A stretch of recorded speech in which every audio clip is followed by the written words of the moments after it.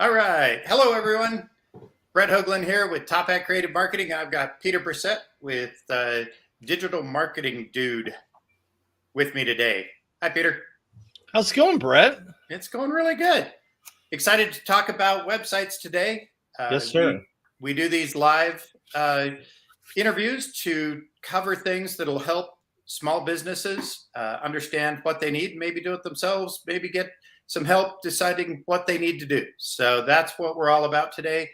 And today we're talking about websites and how much time you have to grab someone's attention and what's going to be important. And that is my sum total knowledge. So I'm bringing it over to Peter. I like how you just pass that off. I don't know. It's you. I brought you on the show. You're supposed to do all the work. See? Well, you're like the wizard behind the curtain there. Yeah. Pushing all the buttons. Absolutely. Shooting out the fireworks. The fun stuff. Well, yeah. This has kind of been a topic that I talk about a lot in general, but had the chance to speak here a couple of weeks ago at Social Media Day Denver and talk about high converting homepages, meaning when someone visits the homepage of your website, what happens? Do they do something? Do they make a phone call? Do they fill out a form? Do they click a link? Like, what do they do when they get there? And for most of us, we have no idea what they do once they get to the homepage. But mostly that's because they're probably confused, right? So we want to give you a couple resources that you can use to kind of check yourself before you wreck yourself and see if you are answering the most important question. Because here's the deal.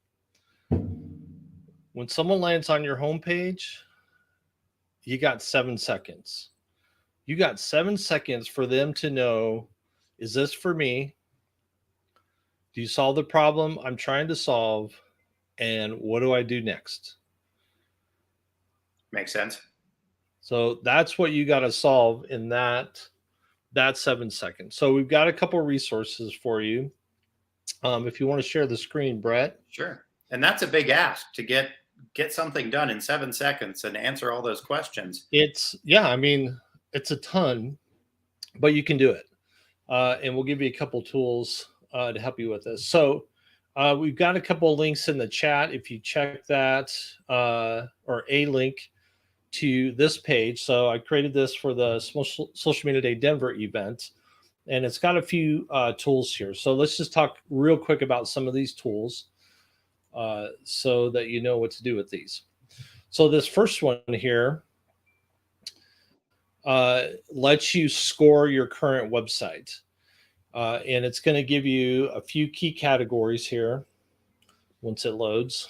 Wonderful internet speeds. Gotta love it. I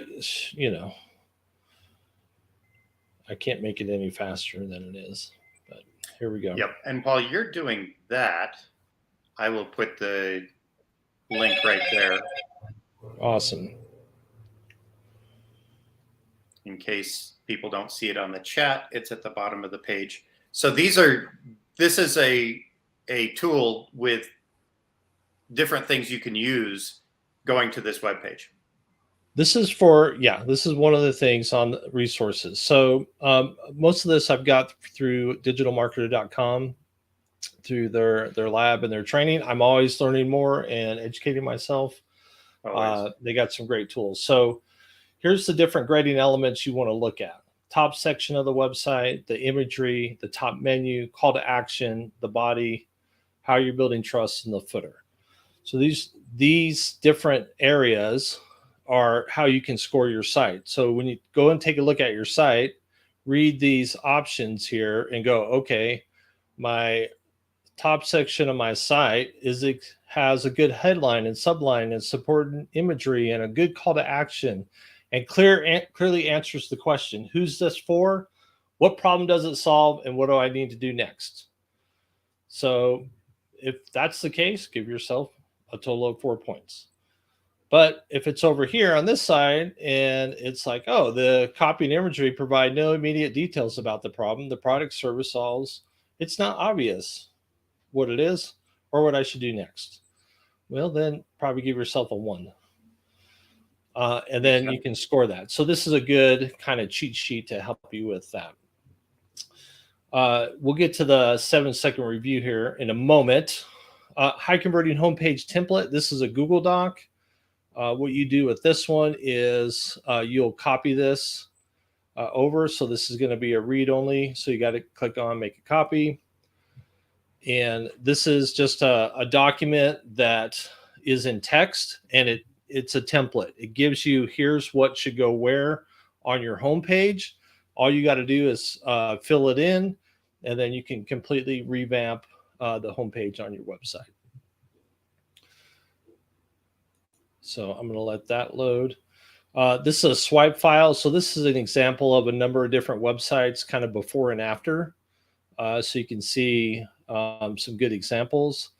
And this one I got from another gentleman who did a really great job with this, is a wireframe. So between the wireframe and this document, this is the template of exactly how you should build the homepage of your website. So here's your template. What's your core message? Are people aware of the problem? Your headline, logos, trust bar. So it kind of breaks down the key sections of the homepage, and you can update that. And then this is a graphic element. So let's see if I can zoom in on this.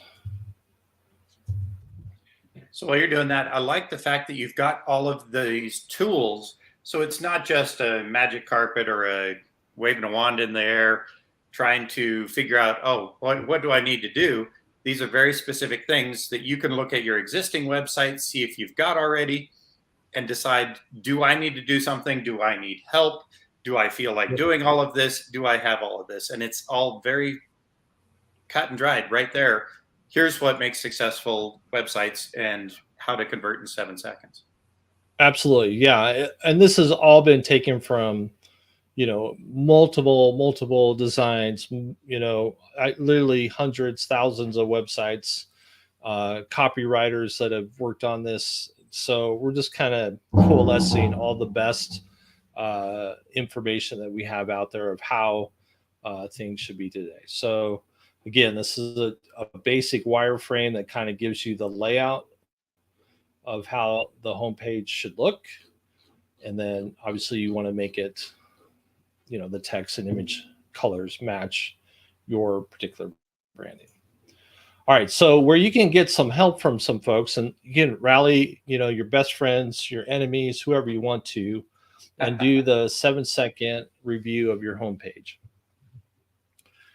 And so this one you're going to want to download and print out, or email to some other folks and say, hey, I want you to go to my website, look at my website for 7 seconds, and then close it. And then answer the question, what is it I do? Who do I do it for? What's the problem I solve? And what's the next step that I'm supposed to take? What am I supposed to do next?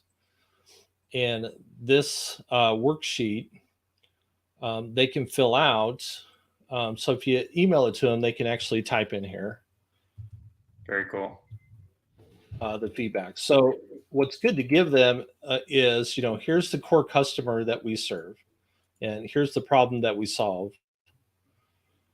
And then let them give feedback, and then take that and go, okay, what key insights did I learn from that feedback? And then what are the next things to do?